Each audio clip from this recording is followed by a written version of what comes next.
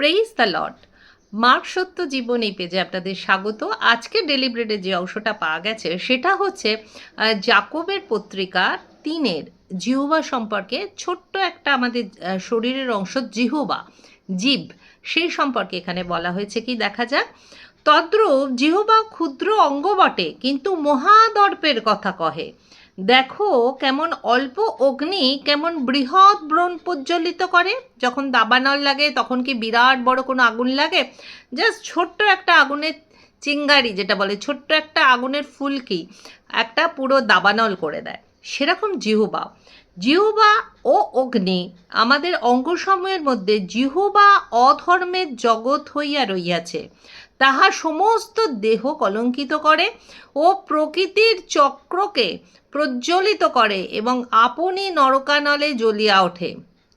কিছুটা বাদ দিয়ে আবার বলছি, কিন্তু জিহ্বাকে দমন করতে কোনো মানুষের সাধ্য নাই। উহা অশান্ত মন্দ বিষয়, মৃত্যুজনক বিষে পরিপূর্ণ। উহার দ্বারাই আমরা প্রভু পিতার ধন্যবাদ করি, আবার উহার দ্বারাই ঈশ্বরের সাদৃশ্যে জাত মানুষদিগকে শাপ দিই। এই জীব কিন্তু আমাদের খুব ডেঞ্জারাস ব্যাপার। আমরা সবসময় খুব কেয়ারফুল, আমরা সবসময় নিজেদের খুব কেয়ারফুলি চলতে হবে, খুব সচেতনভাবে চলতে হবে যে আমরা মুখ দিয়ে কি বলছি।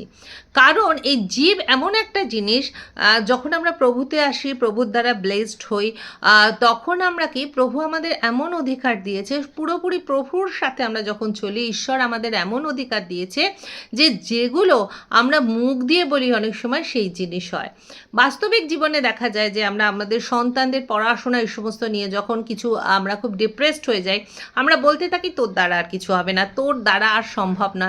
বা আমাদের সম্পর্কগুলোকে নিয়ে, যখন আমাদের কাছাকাছি যে সম্পর্কগুলো, নিকট সম্পর্কগুলো নিয়ে যখন আমরা ডিপ্রেসড হয়ে যাই, তখন সেই সম্পর্কগুলোর উপরে আমরা নানা রকম অভিশাপমূলক কথা বলি, যেখানে আছে কারণ উহার দ্বারা এই প্রভু পিতার একদিকে আমরা আবার এই জিহ্বার দ্বারা নাম গান ঈশ্বরের সাধনা করছি, আবার একদিকে কি করছি, ঈশ্বরের সাদৃশ্যে জাত মনুষ্য দিগকে শাপ দিই, আমরা অভিশাপ দিই। আমরা মানে কারোর দ্বারা কিছু আমরা অসুবিধায় পড়লে, কিছু সমস্যায় পড়লে, কেউ যদি মনে আঘাত দেয়, আমরা ডাইরেক্ট তাকে জিভ দিয়ে নানা রকম কথা বলি। এবং তোমরা লক্ষ্য করে দেখবে, তুমি হয়তো ভুলে গেছো, আজকে হয়তো কাউকে কিছু বলেছো, বহু বছর পর সে কিন্তু তুমি ভুলেই গেছো, সে কিন্তু সেগুলো মনে রেখেছে। তেমন তুমিও কারোর বলা তীক্ষ্ণ সেন বাক্যগুলো এখনও ভুলতে পারোনি। তো এই মুহূর্তে ঈশ্বর আমাদের কি শেখাচ্ছেন? ঈশ্বর শেখাচ্ছেন আমাদের জিহ্বাকে কন্ট্রোল করা। এই ছোট্ট কয়েক ইঞ্চি, 3 ইঞ্চির মতো অংশ, একে কন্ট্রোল করা, এ দিয়েই অনেক কিছু আমরা ঘটিয়ে ফেলি। তো আমরা এটা কন্ট্রোল করতে গেলে, এই যে আরেকটা বলছে, কিন্তু জিহ্বাকে দমন করতে কোনো মানুষের সাধ্য নেই। তাহলে আমরা এটাকে কি করে দমন করব? দমন করার একমাত্র উপায় হচ্ছে পবিত্র আত্মার সহায়তা চাওয়া। পিতা, পুত্র, পবিত্র আত্মা। পিতা, পুত্র, পবিত্র আত্মার ট্রিনিটি, এই তিনজন কিন্তু একই। পিতা তার পুত্রকে পাঠিয়েছিলেন, পুত্র যখন চলে গেলেন তখন তিনি দিয়েছেন আমাদের জন্য পবিত্র আত্মা। এই পবিত্র আত্মার সহায়তা আমাদের প্রতিদিন প্রার্থনায় চাইতে হবে, যাতে পবিত্র আত্মা আমাদের জীবকে কন্ট্রোল করে। এটা আমাদের কখনোই, আমরা যদি বলি হ্যাঁ আমরা এত ধার্মিক যে নিজের জীবকে কন্ট্রোল করতে পারি, আমাদের এই আমিত্বকে আমাদের বিসর্জন দিয়ে আমাদের গ্রহণ করতে হবে পবিত্র আত্মার উপস্থিতিকে।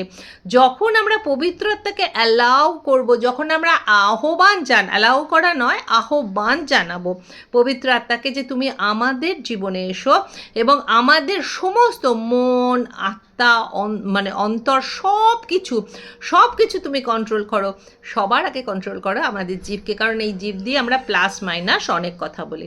তাহলে এই বাক্যের জন্য, আজকের জন্য অসংখ্য ধন্যবাদ ঈশ্বর প্রভু যিশুকে, এবং এই জিহ্বাকে কন্ট্রোল করার শক্তি যেন প্রভু যিশু আমাদের সকলকে দেন। এই প্রার্থনা প্রভু যিশুর নামে পিতার কাছে চাই, আমেন।